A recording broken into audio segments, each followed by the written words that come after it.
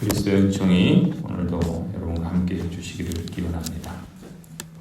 이 사무엘하 5장에서 10장까지의 내용을 우리가 보면서 이 성경이 다윗의 여러 가지 이 공적인 그 모습들을 우리에게 말씀하고 있다면, 오늘 우리가 읽은 이 11장에서 이 마지막 24장까지는 다윗의 가정 생활에 초점을 두고 있습니다.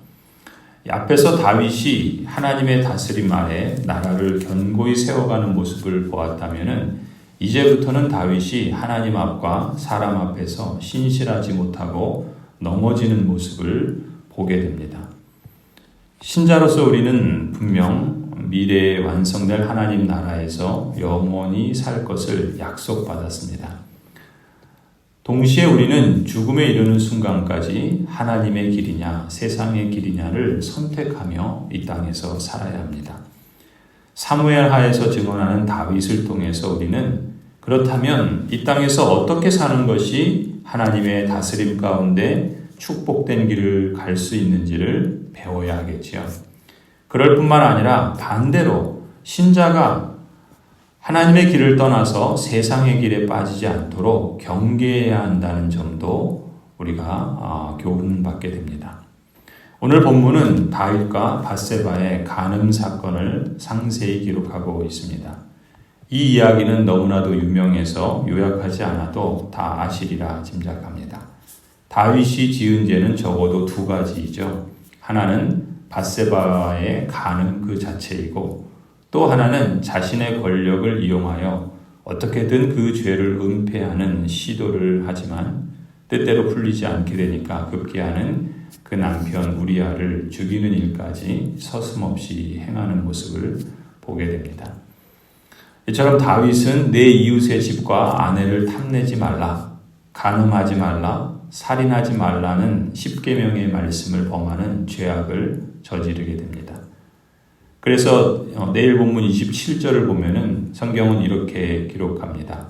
그러나 주님께서 보시기에 다윗이 한 이번 일은 아주 악하였다라고 평가합니다.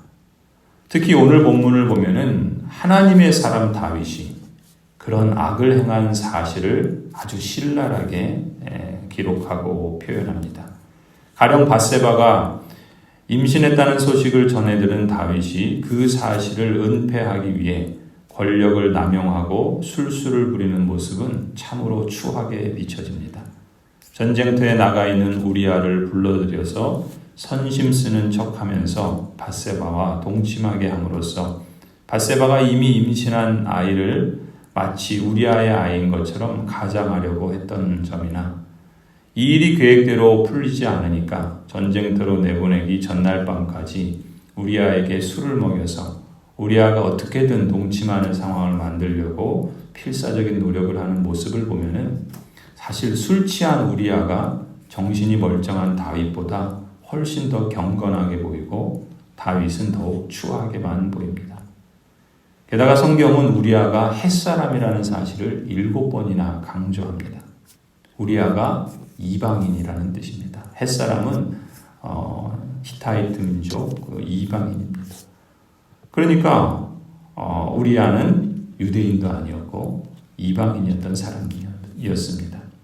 또 우리가 사무엘하 23장에 가면은 다윗의 그 용맹한 군인 지휘관들의 목록이 나옵니다. 세장수가 나오고 30인의 특별 부대의 이름이 나옵니다.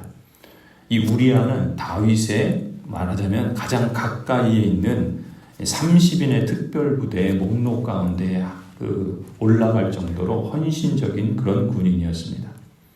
이처럼 우리아는 다윗을 위해서 죽을 각오가 되어 있던 신실한 이방인이었는데, 정작 다윗은 자신의 죄를 숨기려는 일에만 몰두하고 있었던 것이죠. 한마디로 성경은 하나님을 따르는 다윗이 이방인 우리아만 못하다는 점을 강조하고 있는 겁니다.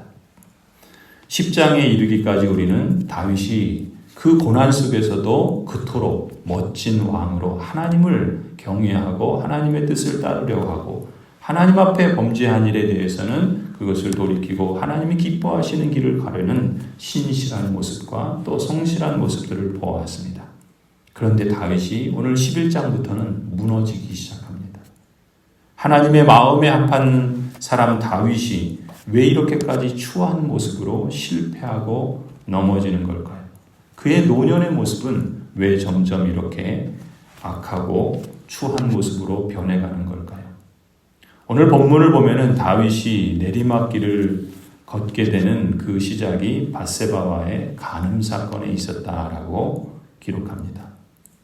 이 사건이 10장 이전까지 승승장구하던 다윗의 모습, 과거에 하나님을 잘 섬기고 잘 받들고 또 하나님을 경외하던 그 모습, 그것과는 반대로 이제 암몬과의 전쟁에서 승리하며 그 승리를 배경으로 한다는 점에 우리가 주목할 필요가 있습니다.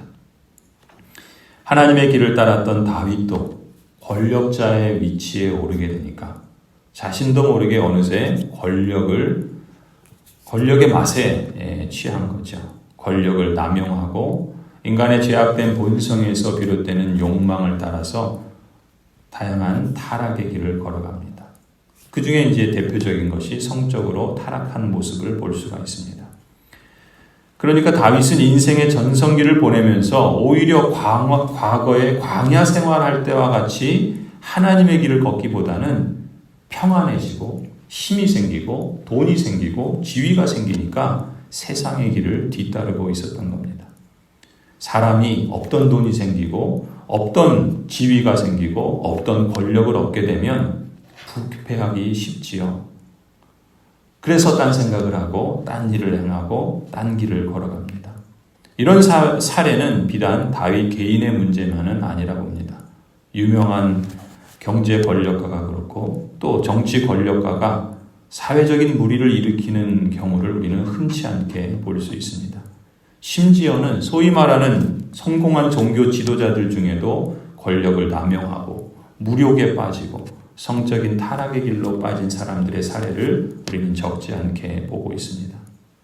사실 권력은 그렇게 보면은 권력이라고 말하면 꼭 재벌 기업인, 권력을 쥔 정치인, 유명한 종교인 같은 그런 사람들의 문제라고 보기 쉽지만 사실 그렇지 않죠. 누구에게나 돈이 좀 생기면, 힘이 좀 생기면, 지위가 좀 생기면 그러면 얼마든지 유혹과 시험에 빠질 수 있습니다.